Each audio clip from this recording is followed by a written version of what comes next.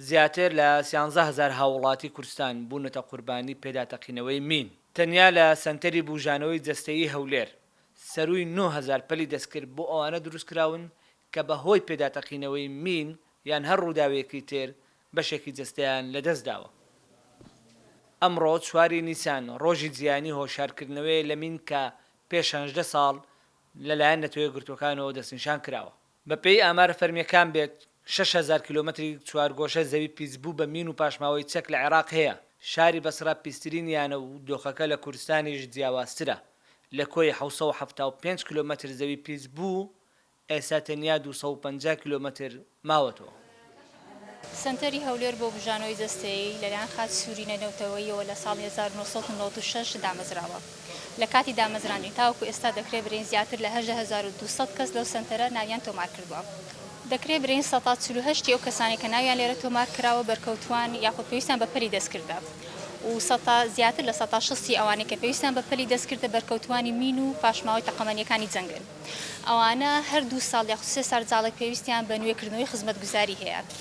هەر کەسێک خاوێن پێداویستی تایبەت بیتن، پێویستی بە بژانەوەی جەستەیی هەبیتن، چ پەلی دەستکرد بیتن، چ پاڵپشت بیتن، یاخود پێویستی بە ئامرازەکانی تر یاریدەری جوولە هەبیتن دەتوانێت سودمەت بیتن لە خزمەتگوزاریەکانی ئەو سەنتەرە.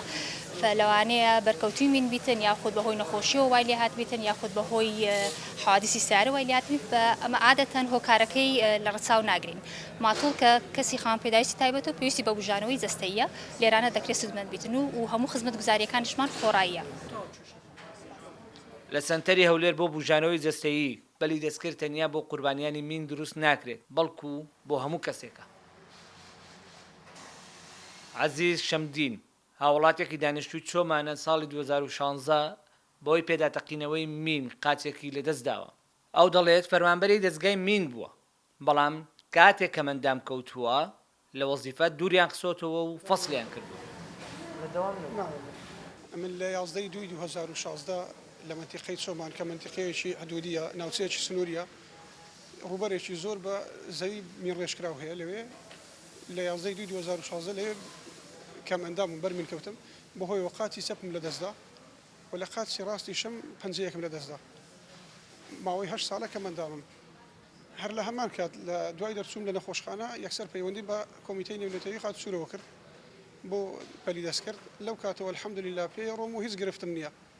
زۆربەی شەکانم بۆکە الحەمدولله مەسەلەن ژیانی ڕۆژانی خۆم ئەتوانم بژەوی خۆم دابین بکەم بەڵام هەندێک ئیش ناتوانم مەسەلەن ئێستا بنمونە ناتوانم وەرزشم پێ ناکرێ بنمونە هەندێک کاری قورسەیە یان با بڵێن کە سیفی تەقدیم کەم لۆ هەندێک جێ لۆ ئیشکردن قبول کراو نییە ئەنی وەکو کەمەندامێک مامەڵەت لەگەڵەکەن کە ئەو توانێت نییە ئەو ئیشە بەڕێوە ببەی. پارساڵ لە کوردستان دەکەس بەهۆی پێداتەقینەوەی مین گیانیان لەدەستدا و 13 کەسی تریش بریندار بوون. دەستگای مین دەڵێت 33 کێڵگەی مین هەروەها 11 شەڕگە لە مین پاک کراونەتەوە. زیاتر لە 13,000 هاوڵاتی لە هەرێمی کوردستان بوونەتە قوربانی مین و پاشماوەی چەک. لێرەم لە سنتەری هەولێر بۆ بژانەوەی جەستەیی تەنیا لە ماوەی 1 ساڵدا 662 پەلی دەستکرد بۆ ئەوانەی کە بەهۆی مین و پاشماوەی چەکەوە یانیش بە هەر هۆکارێکی ترەوە بێ پەلێکی جەستەیان لەدەستداوە لێرە بۆیان دروست کراوەتەوە. فەرمان سادق میدیای سبەی هەولێر.